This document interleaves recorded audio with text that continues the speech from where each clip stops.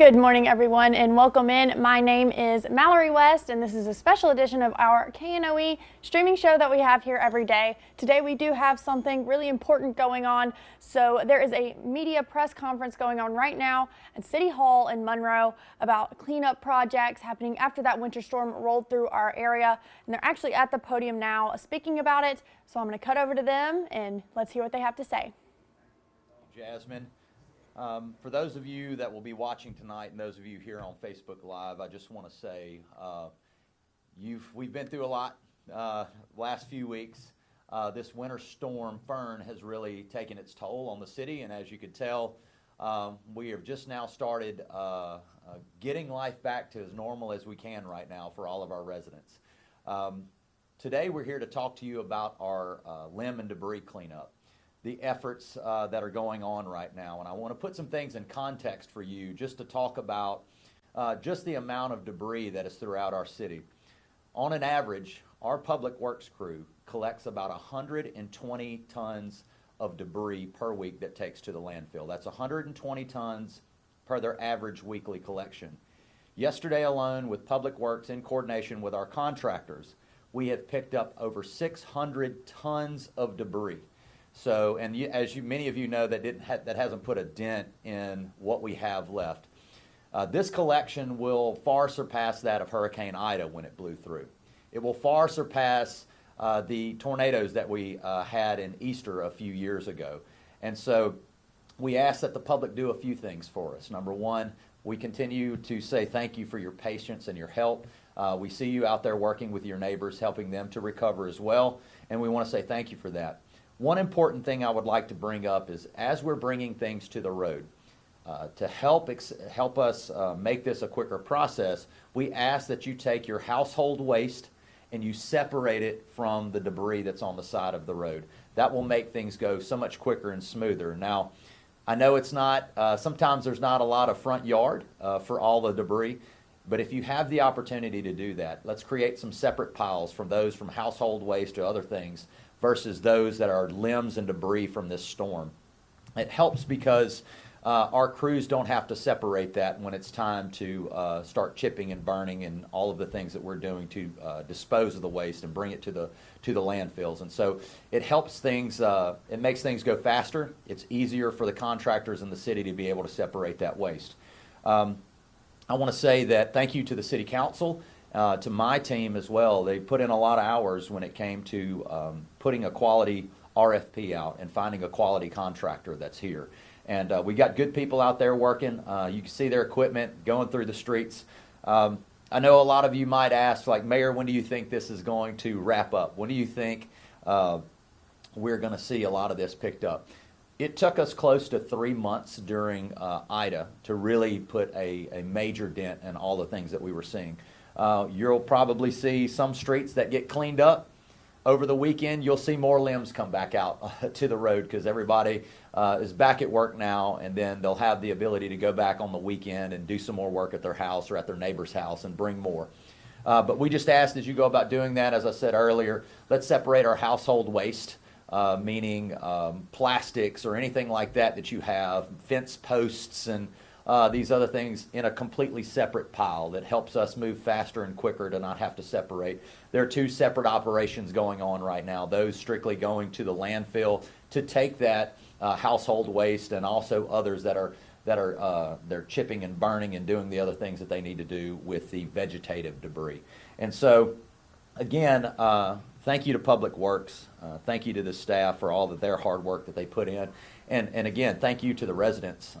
We've been through a lot, and you always come through and you always tend to shine. And so with that being said, I would like to bring up our city engineer, Morgan McAllister, to talk about some efforts going on in his office in coordination with our city staff and also with the contractors. Morgan. Thank you very much, Mayor Ellis. I do want to dovetail off something that the mayor mentioned in regards to Public Works.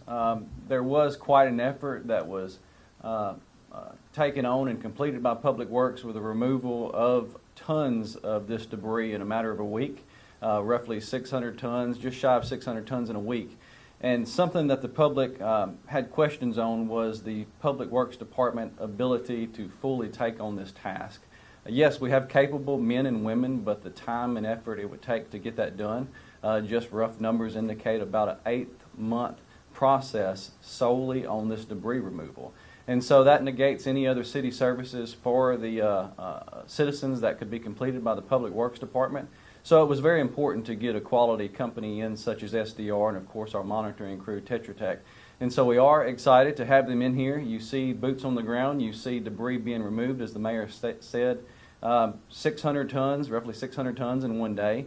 Those efforts will continue. So what we've done here, we've taken a strategic approach to this in regards to the City of Monroe footprint. Whenever we began to field questions leading into the selection of the contractor through our RFP process, it was very important for us that we have crews in every council district. We knew that we would have a minimum of 1 in all 5 districts.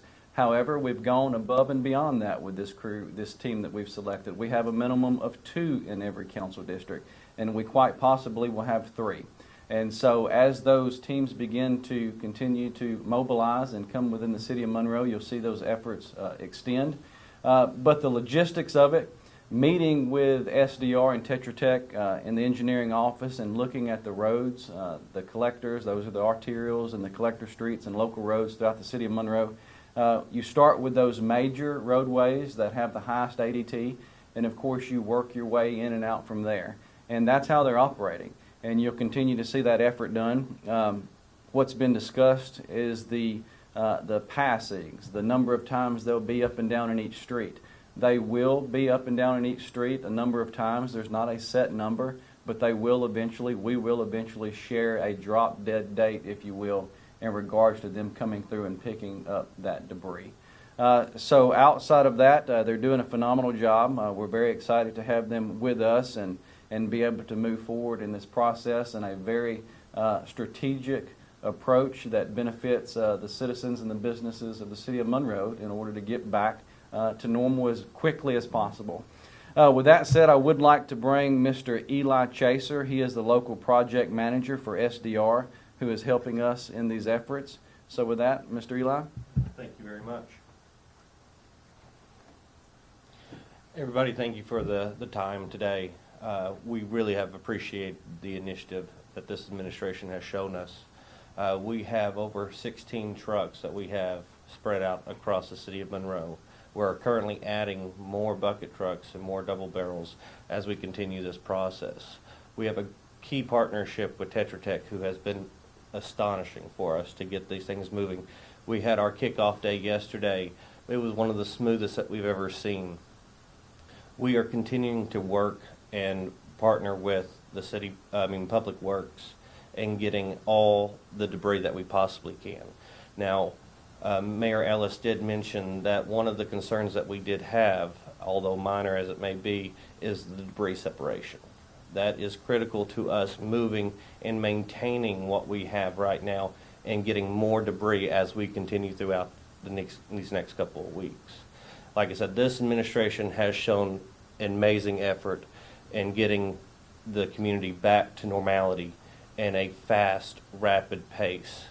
And I couldn't say thank you any more than I already have.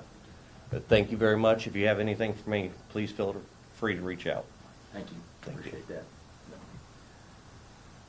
One thing I'd like to add that I forgot to cover is not only did they remove close to 600 tons of debris, there were also an effort to clean close to 125 trees that were either damaged or at hangars or leaners or anything like that. So there's a massive effort going on there as well. So all of you, I know those were some concerns too. So if they're in our public rights of way, we're going to do everything we can if we have the ability to try to get those and make it a safe environment for our residents. As you've heard today from Morgan and our friend Eli, you've got a great public works crew that you should be proud of. One of the things that as I talked to my crews, they were really amazed by your technology that you have. And I had a phone call with one of my employees, and she said, "Mayor, I'm learning a lot. I'm learning a lot, because the private sector, has the ability to adopt this new technology, and we're learning from you. And I hope there's some things that you're learning from us as well. And it really is a good partnership. They're so excited to be able to work with crews of this caliber, of your capacity, and it makes me feel good when my people are saying, Mayor, we got a good crew to work with us. And so when my people are telling me that this is a good crew, what that means to me is that they're going to be good stewards of this community, to be sure that you get back on your feet and we get back to life as normal as it can be after an ice storm like this that we've been through. Again, I just wanted to take this time to update the public, help you put faces to the crews that are out here serving our community, being with you to help you get your yard straight and your businesses straight. And so we'll continue to work very hard. Our crews are working extended hours to be able to do this as quickly as possible. And I just want to say thank you to the community for your patience and your understanding. Since I've been in office, we've been through, 4 storms now? 2 ice storms. We've been through hurricanes that have blown through. It really talks to the heart and the strength of this community. And I just want to say how proud I am of you. And with that, we'll conclude this press conference, and we'll open up if you guys have any questions for us. Morgan, Eli, you want to come up? Mr. Eli, what's this job been like for you so far, and do you guys see any challenges in the future? Like I mentioned earlier, this job has been a total success at this point. Yesterday was one of the smoothest operations that we have seen to date. We did not do that alone. We did that in part with this administration and the multiple agencies that they have and provided us with, along with Tetra Tech and the key individuals that we have serving this community.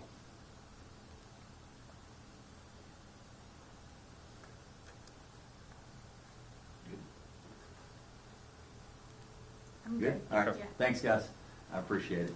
Have y'all pushed out information regarding private citizens and businesses getting the debris to the right of way?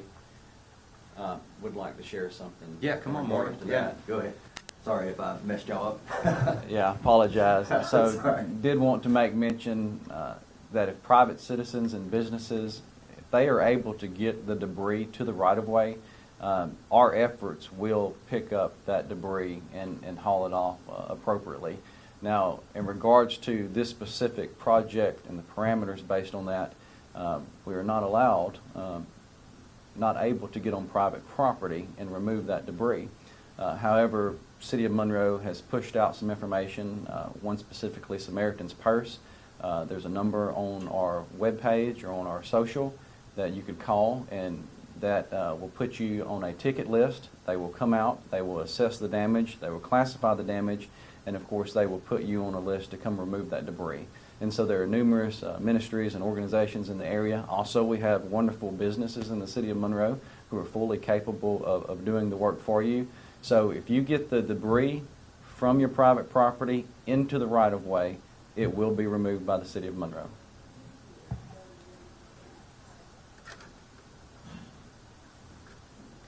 Yes, no bags, please, no bagging.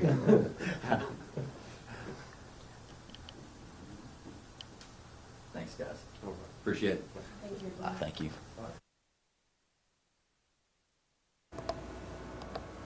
And that concludes the City of Monroe's update on debris removal here in the city. They gave several great tips and information for the public. They've cleared tons of debris so far, quite literally tons, over 500 tons of debris. They say they are working with great crews for those cleanup efforts.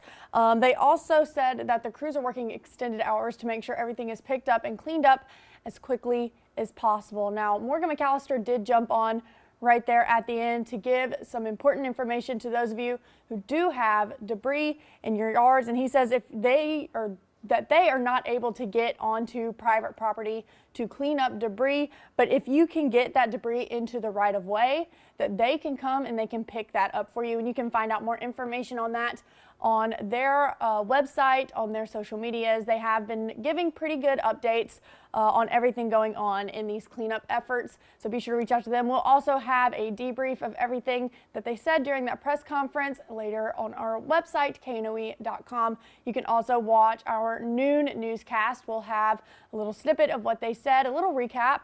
We also have a 5, 6, and 10 o'clock show later today. Now, speaking of storm, I do want to bring up as well that KNOE is partnering with United Way to raise money for those who were impacted by the winter storms. The storm left upwards of 118,000 people without power for days. In some even weeks, families are now facing lost wages, higher utility costs, food replacement expenses, and transportation disruptions. On top of lost wages, now they have to pay for debris removal or damages to their homes from pounds of ice over time. With 56% of Northeast Louisiana at or below the poverty line, one disaster can make all of the difference for these families. So to help these families that are still reeling from the winter storm, and this is only eligible for families who meet the income threshold, if you would like to donate, you can text Family Relief to 91999. Again, that is Family Relief to 91999 if you are looking to help out. You can also scan that QR code to learn a little more information about everything we have going on. KNOE will be out all day to promote this effort with a telethon, and this is running across all gray stations in the state of Louisiana, and we'll be live from the United Way every hour on the hour between noon today and 6 p.m. So be sure to tune in on Channel 8 or right here on our streaming show to stay up to date with everything that we have going on with United Way. But for now, that concludes this streaming show. Be sure to join us later in the day for those United Way updates. Also at 4 p.m., I will have Jay Curtis with KEDM on with me to talk about all of the musical events coming up this weekend. Take care.